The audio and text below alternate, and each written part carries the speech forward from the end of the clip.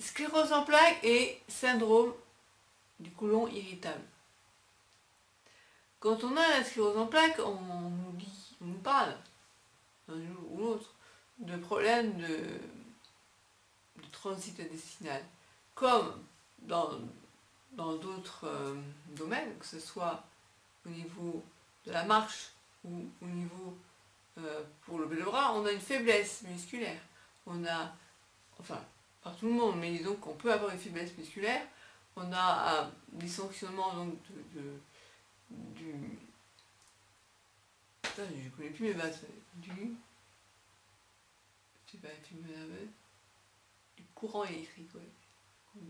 C'est quoi déjà? Ça ralentit.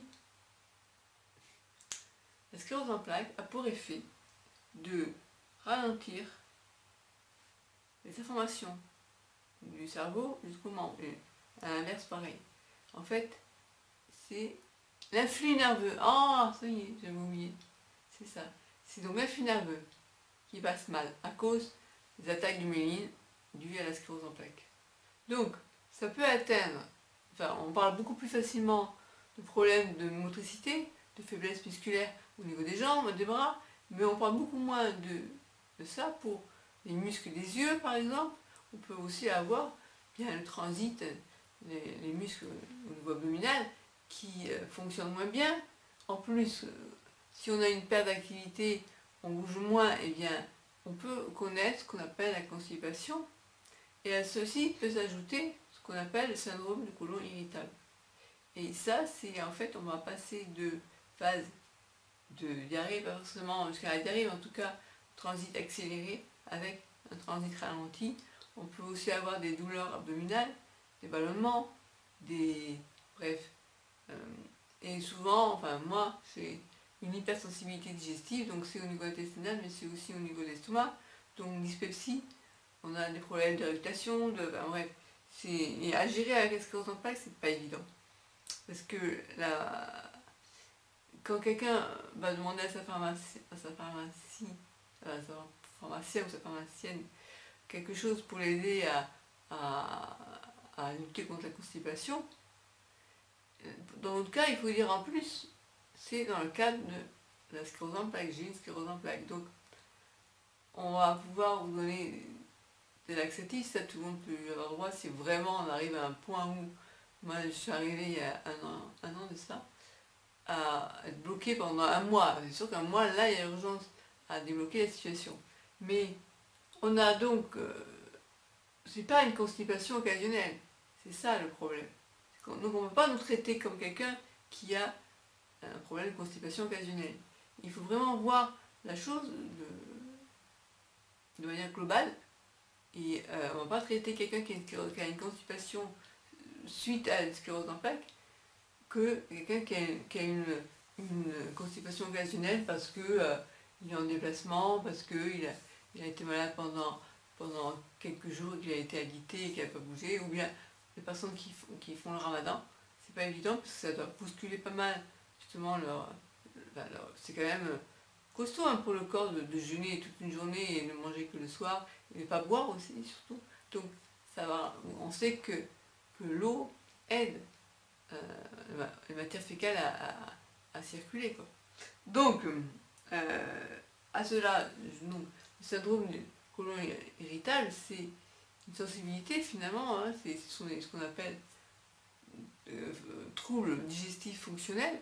L'organe fonctionne mal et c'est pas évident de savoir gérer ça. Moi, quand je vois mon gastroentérologue qui me donne du débridate, qui est un antispasmodique, ou qui me donne un antiacide pour les problèmes de remontée gastrique, mais j'avais envie de lui dire, déjà, je suis pharmacophobe, donc j'ai beaucoup de mal à avaler le médicament. Et en plus, ça m'oblige à prendre de l'eau avant le repas, donc du coup, ça va me couper l'appétit. Et je me disais, mais ça fait depuis toute petite qu'on me donne ça.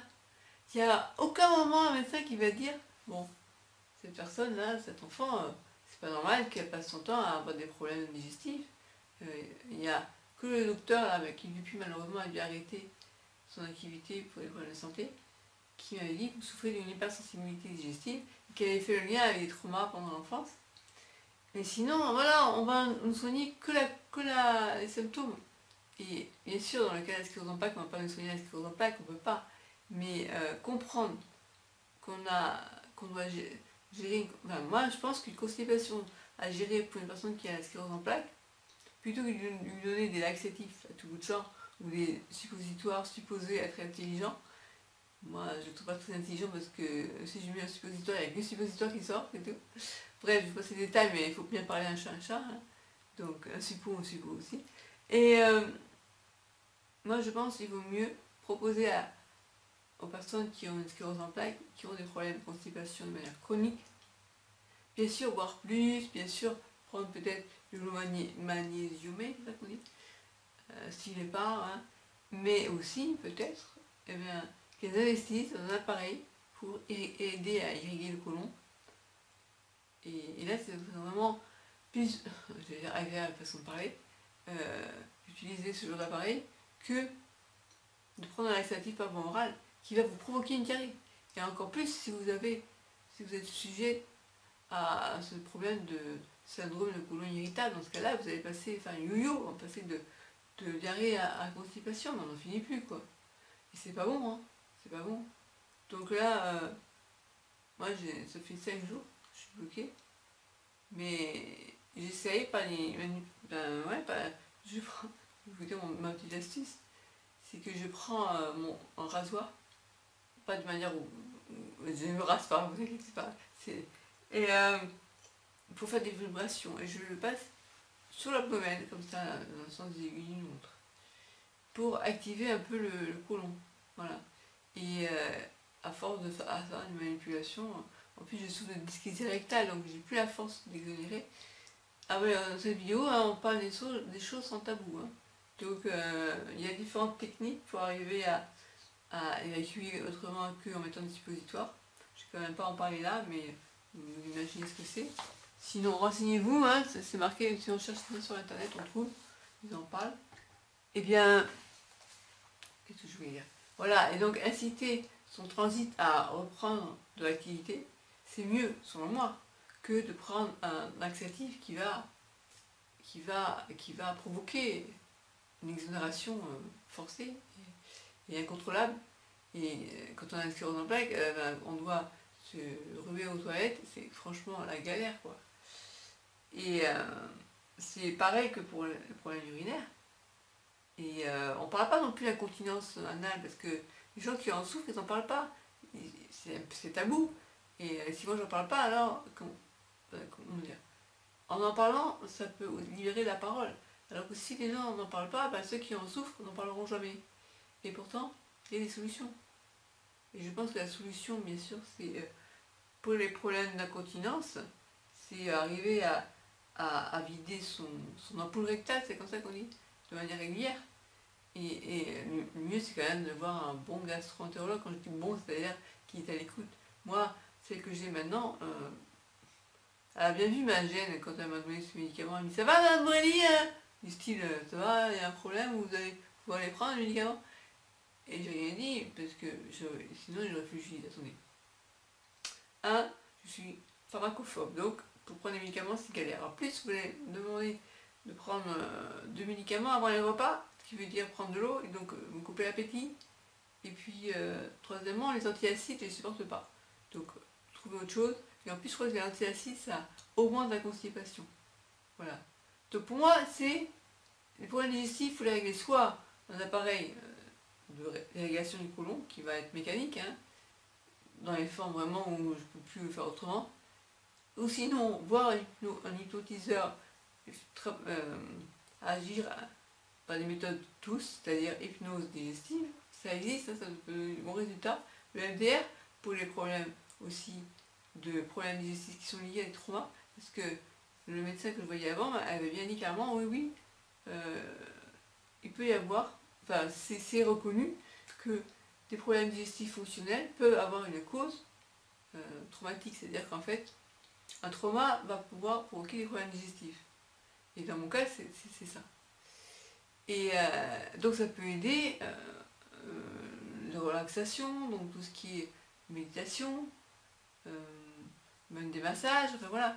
Et ça peut vraiment avoir un impact positif sur le transit, plutôt que de passer de je prends des laxatifs, et puis quand je suis en phase diarrhéique, on fait comment à ce moment-là?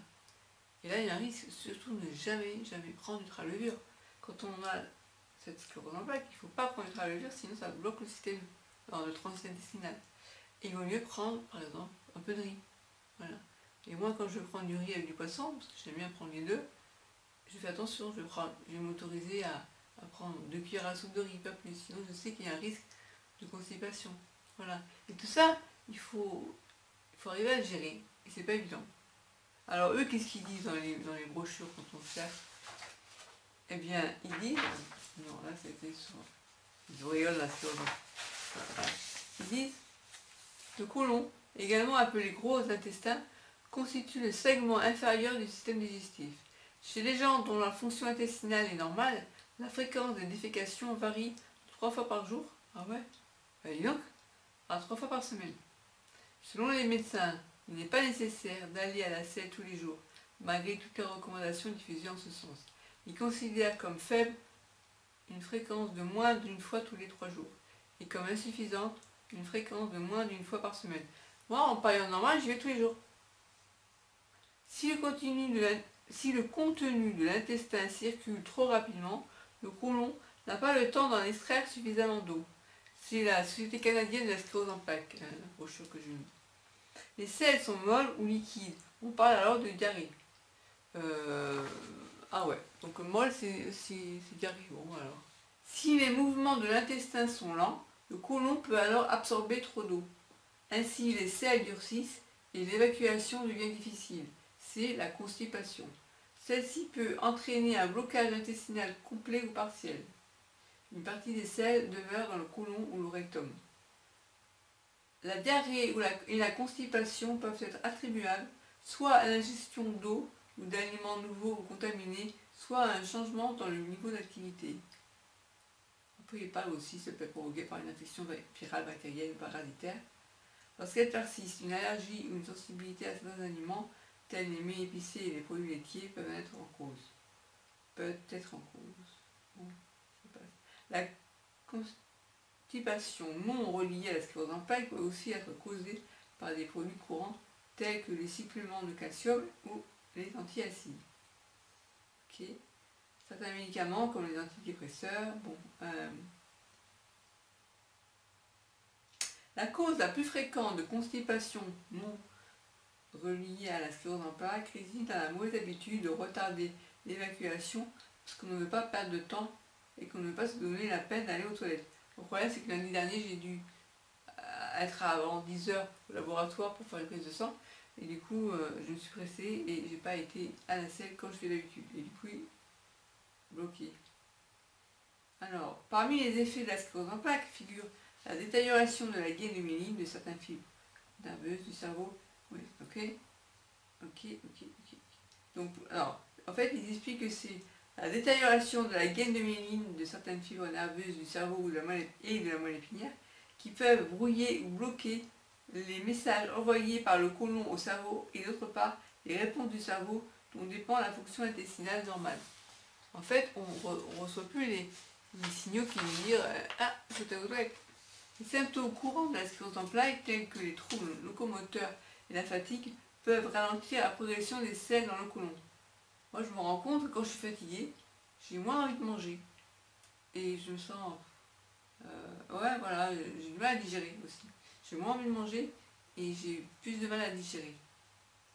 Un affaiblissement des muscles abdominaux peut également entraver le transit intestinal. Certaines personnes atteintes de sclérose en plaques peuvent aussi éprouver des difficultés liées à la spasticité, c'est la raideur musculaire. En cas de spasticité des muscles du plancher pelvien, ces derniers perdent leur capacité de se relâcher, ce qui a des répercussions sur la fonction intestinale. Les mouvements du côlon nécessaires au passage des selles dans le rectum ne semblent pas s'intensifier après les repas, comme chez la plupart des gens. En outre, certaines personnes restreignent leur consommation de liquide dans le but d'atténuer les troubles vésicaux, ce qui ne peut qu'aggraver la constipation.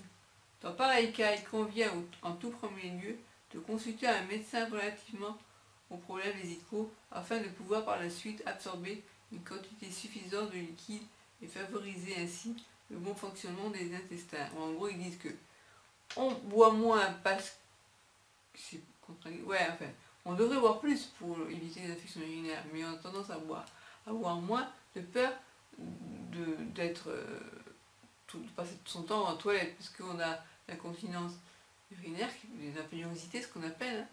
Et puis en même temps la vessie qui est une vessie neurologique, donc qui se ratatine comme disait mon neurologue, je trouve ça vraiment moche de dire ça, et donc qui peut contenir moins de liquide.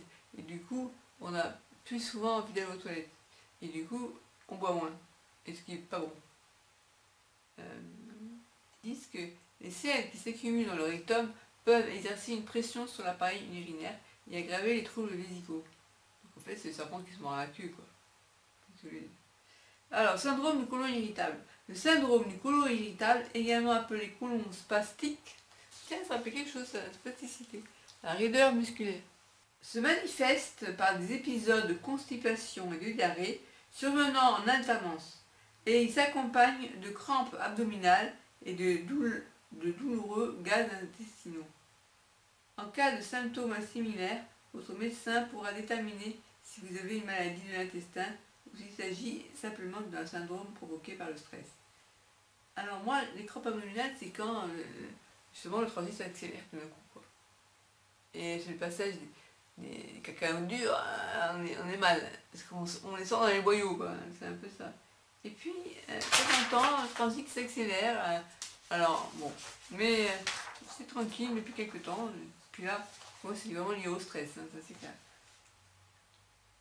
Bon, je vous parlerai plus tard de la suite, parce que là, quand j'aille dîner, faut pas que je tarde trop, parce qu'après, c'est pas bon pour mon transit non plus. Je mange à des heures régulières, parce que là, je mange beaucoup trop tard. Il est déjà 21h passé, c'est n'importe quoi. Bon, donc, la suite au prochain épisode, si vous voulez qu'on parle de ça. Hein. Bon, pour moi, c'est pas tabou, je peux en parler, c'est pas évident, hein, je me sors un peu de ma zone de confort, mais bon. Voilà, ça faisait longtemps que je n'avais pas mis une vidéo face à face comme ça. Voilà.